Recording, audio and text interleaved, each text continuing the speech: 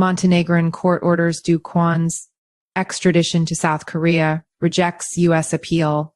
Hassan Shittu last updated August 1st, 2024 at 22:29 GMT 2 minutes read.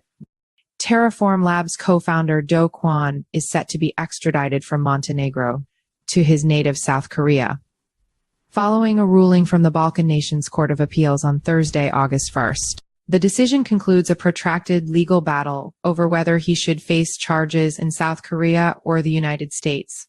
Both countries have sought his extradition due to the $40 billion collapse of the Terra ecosystem in May 2022. Is the long-due extradition process coming to an end? Montenegro has faced dueling extradition requests from South Korea and the U.S. South Korea's request, which was submitted first, was given precedence by the High Court of Podgorica. The decision faced numerous challenges, including interventions from Montenegro's Supreme Court and conflicting rulings over the months. Today, the Appellate Court of Montenegro confirmed the High Court's decision to extradite Kwon to South Korea, rejecting the U.S. appeal. The court emphasized that South Korea's earlier request granted it an advantage. Kwon's lawyer, Goran Rodic, stated that Montenegro would coordinate the extradition with Interpol and hoped for a swift resolution. The Terra collapse was the first in a series of high-profile cryptocurrency failures in 2022. Terra's algorithmic stablecoin UST lost its peg to the US dollar, triggering a massive sell-off that wiped out approximately $40 billion in market value. This collapse affected individual investors and contributed to a broader loss of confidence in the market, leading to further collapses, including that of FTX, the second largest crypto exchange globally. Shortly after the Terra crash, Do Kwon went into hiding. His whereabouts are unknown despite public appearances and statements claiming he was not evading authorities.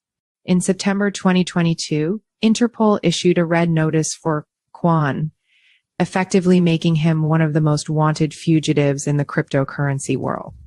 Kwon's run ended in March 2023 when he was arrested at Podgorica airport in Montenegro. He had been attempting to fly to Dubai using a fake Costa Rican passport.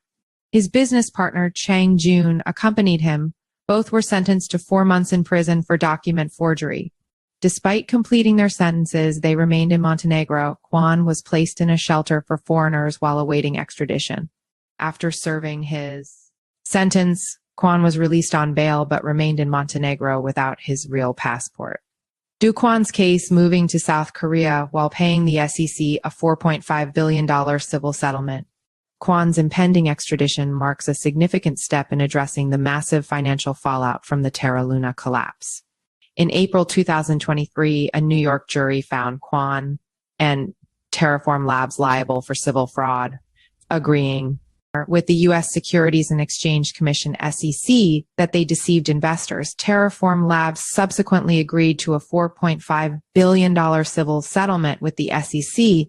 Despite the settlement, the U.S. continued to seek Kwon's extradition for further prosecution.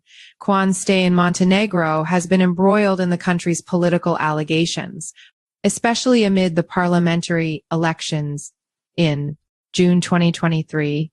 A letter from Kwon to then Prime Minister Dritan Abazovic and Chief Special Prosecutor Vladimir Novovic implicated current Prime Minister Miloko Spajic. Kwon alleged that the crypto community had financially supported certain political parties.